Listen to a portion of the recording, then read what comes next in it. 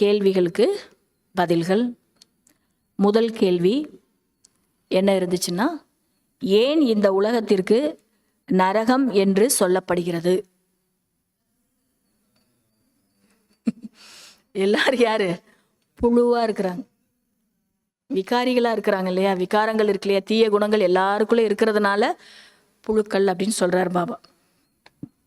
விகாரங்களின் காரணத்தினால்தான் இதற்கு நரகம் என்று சொல்லப்படுகிறது. அதனுடைய பதில் என்னன்னா, விகாரத்தினுடைய காரணமாக இதற்கு நரகம் என்று சொல்லப்படுகிறது. ரெண்டாவது கேள்வி என்ன இருந்தது? இது எப்படிப்பட்ட பாரதம்? இது எப்படிப்பட்ட பாரதம்? அதுக்கு பதில் அழியாத கண்டம், மேலும் சர்வ உத்தமமான தீர்த்த ஸ்தலம். இப்போ அந்த புகழ் மறைஞ்சிருக்கு இல்லையா? சொன்னார் இல்லையா? இந்த பாரதத்தினுடைய புகழ் மறைஞ்சிருக்கு. அதை நீங்கள் ஞாபகப்படுத்தணும். உண்மையிலே இந்த பாரதம் எப்படிப்பட்டது? அழியாத கண்டம், அதே நேரத்தில் சர்வ உத்தமமான தீர்த்த ஸ்தலம். மூன்றாவது கேள்வி, யாருக்கு புத்தி தங்க புத்தி ஆகி கொண்டே இருக்கும்? அந்த மாதிரி இருந்துச்சு இல்லையா? அதுக்கு பதில் என்ன? அதனுடைய பதில் என்னன்னா, யாருடைய யோகம் முழுமையாக இருக்குமோ அவர்களுடைய புத்தி தங்க புத்தி ஆகி கொண்டே இருக்கும். யோகம் முழுமையாக இருக்கணும், பாபா எதிர்பார்க்கிற மாதிரி இருக்கணும், கட்டாகாமல் இருக்கணும். அப்போ தான் புத்தி தங்க புத்தியாக ஆகும்.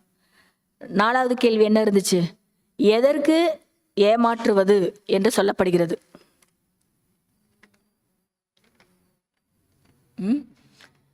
ஏமாத்துறாங்கன்னு சொல்றது எதுக்குன்னு கேட்கிறார் பாபா.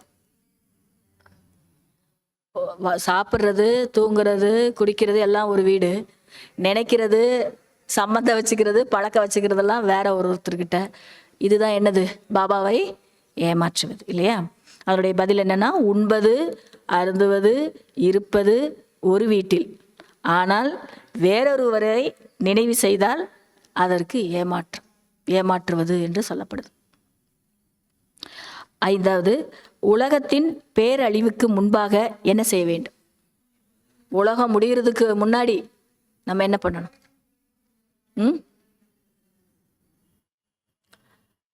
உலக அழிவிற்கு முன்பாக தன்னுடைய குறைகள் மற்றும் பலவீனங்களை அழிக்க வேண்டும். அதை முடிச்சிடணும். உலகம் முடிகிறதுக்கு முன்னாடி பலவீனங்களையும் அழிச்சிடணும், குறைகளையும் அழிச்சிடணும். எது வரைக்கும் இந்த குறைகளோடவே இருப்போம்? பரந்தாமம் போகிற வரைக்கும் இந்த குறைகளை தூக்கிட்டு போகணுமா என்ன? அது இங்கேயே என்ன பண்ணிடணும்? எல்லாத்தையும் முடிச்சிடணும் அப்படின்றார் பாபா. அடுத்து ஃபில்லிங் த பிளாங்க்ஸில் ஃபஸ்ட்டு, தூய்மையினால் டேஷ் நன்றாக இருக்கும். தூய்மையினால் டேஷ் நன்றாக இருக்கும். தாரணை நன்றாக இருக்கும். இரண்டாவது, தந்தையை நினைவு செய்தால் டேஷ் உள்ளது. தந்தையை நினைவு செய்தால் டேஷ் உள்ளது. நிறைய நன்மை உள்ளது. மூன்றாவது, ஒருவரின் நினைவில் அமர்வதுதான் டேஷ். ஒரே ஒருத்தரை நினச்சிக்கிட்டே இருக்கிறது தான் டேஷ். அதுக்கு பேர் கலப்படம் இல்லாத நினைவு, விபச்சார நினைவு. நான்காவது, எதுவரை டேஷ் ஆகவில்லையோ அதுவரை டேஷ் ஆக முடியாது. எதுவரை பிராமணன் ஆகவில்லையோ அதுவரை தேவதை ஆக முடியாது. அடுத்து, நீங்கள் அனைவரும் டேஷ்.